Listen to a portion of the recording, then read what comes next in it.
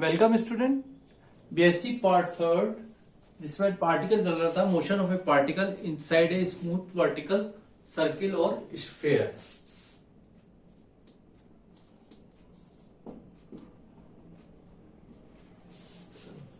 जिसमें आपने दो केसेस किए थे। नेक्स्ट इंपॉर्टेंट केस कीजिए।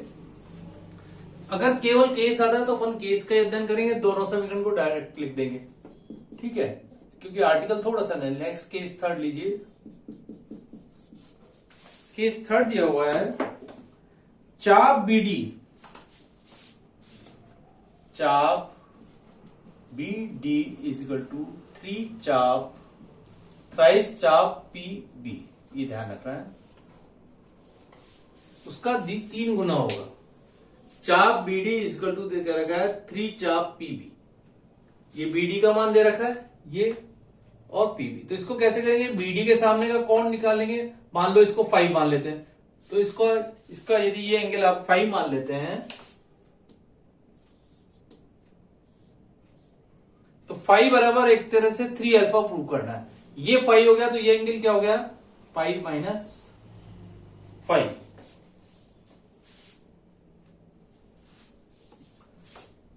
और डी से इस पर एक लंब डाल दीजिए एन। ये एंगल हो गया पाई माइनस 5, ठीक है। अब आपको निकालना है, तो सबसे पहले एंगल बी ओ डी बराबर मान लिया आपने। That angle B O D बराबर मान लिया 5, ठीक है। और डी से एक लंब डाला, ए बी पर एक लंब डाला, जो डी एन को मिलाया। अब सबसे पहले tan pi O D N को देखिए। इस राइट एंगल में देखिए ओ डी एन, ये एंगल दे रखा है आपको पाई माइनस 5, ठीक है। टेंजेंट फाई लिखिए, tangent pi minus 5 is equal to हो गया tan पाई लंब बटे आधा। लंब क्या है आपके पास? dn, dn बटे आधार क्या है? ON। ये ध्यान रखना है, लंब बटे आधार, dn बटे ON। dn का मान कैसे निकालेंगे आप? सबसे पहले इसका x कोऑर्डिनेट माइनस ये आपका पॉइंट आया था a साइन अल्फा। ये ध्यान रखना है, dn का मान। इसका p का x का जो निर्देशांक आया था, p बिंदु के निर्देशांक अर्थात d के निर्देशांक, d के निर्देशांक आपके पास आए थे। इसका x, इसका x का पूरा मान, यानी एक तरह से ये this minus this, dn। dn को आप लिख सकते हैं, डायरेक्टली लिख सकते हैं, tan pi minus 5 is equal to है आपके पास dn। इसका x कोऑर्डिनेट कितना है आपके पास? 4a, d क्या है? 4a sine alpha cos square alpha minus a this point है a साइन ऑफ अल्फा बटे ON। ON क्या क्या मतलब है? इसका y कोऑर्डिनेट माइनस दिस। अब देखिए, इसका y कोऑर्डिनेट, इसका मतलब इसकी ये y की डिस्टेंस, ये डिस्टेंस है 4a sign square alpha cos alpha. 4a sign square alpha cos alpha और माइनस का ये कितनी डिस्टेंस है? a cos of alpha. ये आपको ध्यान रखना है। इस तरह से दोनों के मान रख दिया आपने। इसमें से जो कॉमन जा रहा है वो ले लीजिए common. Tangent pi minus 5 is equal to आ गया, साइन अल्फा कॉमन गया, a साइन अल्फा। यहां अंदर बचा 4 कॉस स्क्वायर अल्फा माइनस 1 बटे 4, यहां से a कॉस अल्फा ले लिया, 4 साइन स्क्वायर अल्फा माइनस का 1। तो क्या बन गया? Tangent pi minus 5 is equal to tangent alpha, ठीक है। कॉस स्क्वायर अल्फा से भाग दे दिया साथ के साथ, 4 माइनस सेक स्क्वायर अल्फा ऊपर और नीचे, और कॉस स्क्वायर अल्फा से यहां पे भी भाग दिया, तो 4 टेन स्क्वायर अल्फा माइनस का कॉस स्क्वायर अल्फा यहां भाग दिया, यहां भी भाग दे दिया, तो ये क्या आएगा? Sec square alpha. 4 tan square alpha minus का सेक स्क्वायर अल्फा, ठीक है। Tangent pi minus five is equal to हो गया आपके पास। यहां से आप इसको लिख सकते हैं, इस टेन अल्फा से साथ के साथ गुणा कर दीजिए, 4 tan alpha minus tan alpha, sec square alpha को अभी आपने क्या निकाला था, 1 plus tan square alpha is equal to क्या था, सेक स्क्वायर अल्फा। ध्यान है, तो सेक स्क्वायर अल्फा की वैल्यू रख दी 1 प्लस टेन स्क्वायर अल्फा बटे 4 tan square alpha minus sec square alpha की रख दी वापिस माइनस का 1 minus tan square alpha is equal to 4 tan alpha और एक टेन अल्फा कट के 3 टेन अल्फा माइनस का 10 क्यू अल्फा बटे 3 टेन स्क्वायर अल्फा माइनस का 1। एक टेन स्क्वायर अल्फा से एक टेन स्क्वायर अल्फा कम हो गया, और इसको लिख सकते हैं 10 पाई माइनस फाइव का मतलब माइनस का टेंजेंट 5, और इसको लिख सकते हैं 3 tan alpha minus 10 cube alpha बटे 1 minus 3 tan square alpha with negative sign, minus 10 5 is equal to minus का tangent 3 alpha which imply 5 is equal to 3 alpha, और 5 क्या माना है, चाप BOD बराबर 3 टाइम चाप PB। तो ये आपको ध्यान रखना, इस तरह से आपको आर्टिकल करना पड़ेगा, 3 चाप PB। ये आपको प्रूव करना था। नेक्स्ट आर्टिकल इसी में केस लीजिए, केस 4th। इसकी जरूरत आगे नहीं पड़ेगी, तो हो सकता है केस यहीं तक ये प्रूव करने को है।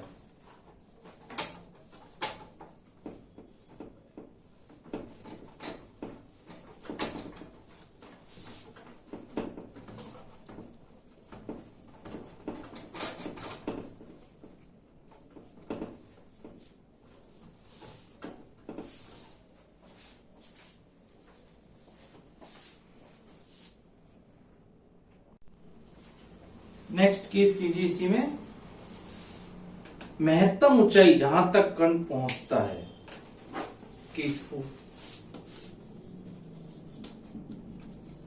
महत्तम ऊंचाई जहां तक कण पहुंचता है, ठीक है, महत्तम ऊंचाई जहां तक कण पहुंचता है, अर्थात px के कितना ऊपर जाता है कण, px के ऊपर अधिकतम ऊंचाई, px के ऊपर अधिकतम ऊंचाई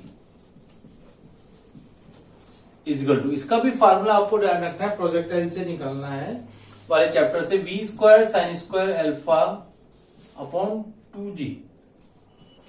इससे पहले वाले में था v square cos square alpha 2, जो नाभिलंब निकाला था कण के प्रक्षेप बिंदु का नाभिलंब 2 इंटू पी के वेग का क्षैतिज घटक का होल स्क्वायर बटे जी। यहां है v square sine square alpha upon 2g। v square का मान रख दिया, क्या आया था अभी,ag cos of alpha into sine square alpha बटे 2g, जी से जी कट गया, यानी a sign square alpha cos alpha. अब कण ए बिंदु से निम्नतम बिंदु ए से ऊंचाई, यानी एक तो लेंगे a plus a cos alpha, इसको आप चाहे तो लिख सकते हैं AO plus OC plus px के ऊपर जो ये डिस्टेंस आई थी, ठीक है, प्लस आ गई a sign square alpha cos of alpha. तो इस तरह से आपने निकाला a plus a cos alpha plus half a cos alpha sign square alpha. Next है परवलय तथा ऊर्ध्वाधर व्यास का प्रतिच्छेद बिंदु। अभी आपने इससे पहले आर्टिकल में किया था परवलय तथा वृत्त का प्रतिच्छेद बिंदु। अब निकालना है केस नेक्स्ट को मिटा ही देते हैं क्योंकि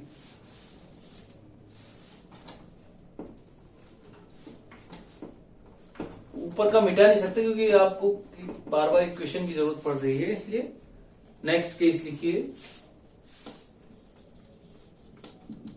लास्ट केस है परवलय तथा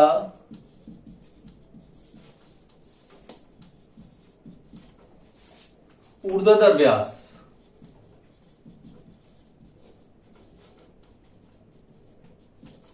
का प्रतिच्छेद बिंदु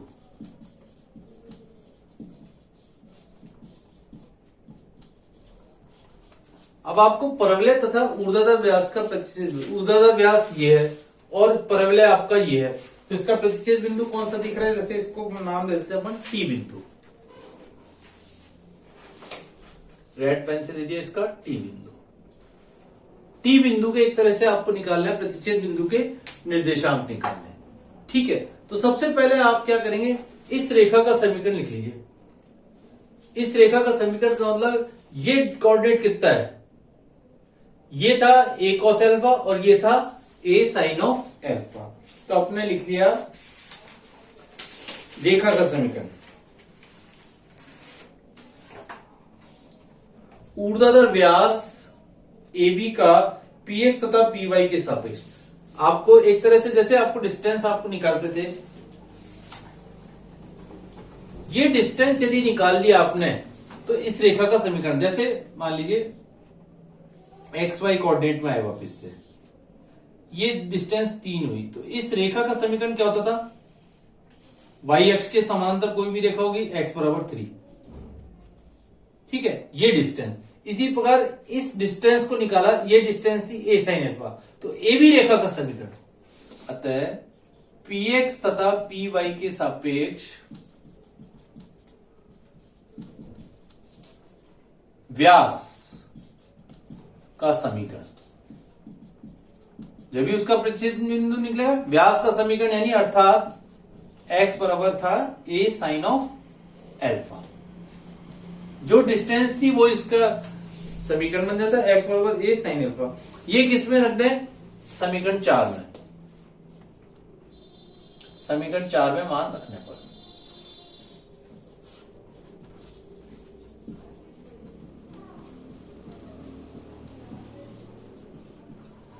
x बराबर a sin अल्फा रख दीजिए, खोलना पड़ेगा, y बराबर पहले है, y बराबर है x की जगह रख दिया a sin अल्फा और sin अल्फा cos अल्फा लिख दिया tan alpha, minus half x square यानी a square sin square alpha upon a cos q alpha, ठीक है। तो ये बन गया a sin स्क्वायर अल्फा बटे cos अल्फा, ये एज इट इज रखेंगे -1/2 a sin स्क्वायर अल्फा बटे cos ऑफ q अल्फा। ये क्या आ गई, y डिस्टेंस, यानी किसके ऊपर ये आई, OT, OT ने ये आई CT, बल्कि CT का मान आया क्योंकि px का समीकरण निकाला था और उसके ऊपर आपने प्रतिच्छेद बिंदु का मान निकाला था, तो CT का मान आया आपके पास एक तरह से। इसमें चाहे तो कुछ कॉमन भी ले सकते हैं, इसमें से कॉमन ले लिया आपने, a sin अल्फा कॉमन जा रहा है बट एक cos अल्फा भी कॉमन जा रहा है, तो इसका मान डायरेक्ट लिख दिया है। ऊपर से की sin स्क्वायर अल्फा कॉमन जा रहा है, ठीक है, और नीचे जा रहा है आपका cos q alpha, 2 cos q alpha ले लिया मान लीजिए, cos q अल्फा बचा तो 2 भी बचा, तो अंदर बचा 2 cos स्क्वायर अल्फा माइनस का 1। ये किसका मान आया, y का मान आया केवल। अब है t के बिंदु के निर्देशांक, अतः t के निर्देशांक, क्योंकि आपको प्रतिच्छेद बिंदु के निर्देशांक निकालने हैं। एक तो आ गया आपके पास, ये तो क्या था a sin अल्फा x, तो और y का मान ये आ गया a sin स्क्वायर अल्फा बटे 2 cos q alpha into 2 cos square alpha -1। अब यदि ऊपर हाइट भी पूछ रहा है, यानी 80 का मान, निम्नतम बिंदु से दूरी, तो क्या होगा? निम्नतम बिंदु ए से दूरी is equal to AO plus OC plus CT. AO का मान है ए प्लस ओसी का मान है ए कॉस अल्फा प्लस सीटी का मान यहां पे आ रहा है A sine square alpha upon 2 cos cube alpha into 2 cos square alpha -1। तो इसमें इस तरह से 5-6 केसेस हैं आपके पास, जिनको आपको अलग अलग करके हल करना पड़ेगा। जो भी आपका क्वेश्चन में दे रहा है उसके आधार पे अपन आर्टिकल करेंगे। अब यदि केवल आर्टिकल में 4 नंबर का ये केवल परवलय पथ का अनुसरण करना है, तो आप एक तो प्रतिच्छेद बिंदु निकालेंगे, उसको इसमें चाप को छोड़ देंगे, प्रतिच्छेद बिंदु निकाल देंगे और एक परवलय पथ का नाभिलंब निकाल देंगे। अदरवाइज जो आगे निकलवाता है उसके आधार पे अपन क्वेश्चन को हल करेंगे। थोड़ा सा आर्टिकल लेंथी है, क्योंकि यही आपका आर्टिकल 2 वीडियो लेक्चर में कंप्लीट हुआ है। तो इस तरह से ही अपने इनसाइड सर्किल के आर्टिकल, टोटल 2 आर्टिकल है, जिसमें 4 वीडियो आपके लेक्चर बने हैं। तो आपको थोड़ा सा इसको ढंग से करना है, और इंपॉर्टेंट है इन दोनों में से आपका कम से कम एक तो हर बार आएगा। अभी इनसाइड चल रहा है, अभी इसके 1-2 क्वेश्चन और करेंगे इनसाइड सर्किल के, फिर आपको आउटसाइड यानी वृत्त के बाहर की ओर कण की गति के अध्ययन और कराएंगे, वो भी इंपॉर्टेंट है। तो इस प्रकार ये 3-4 आर्टिकल है, इसमें से एक आर्टिकल आपका जरूर रहेगा।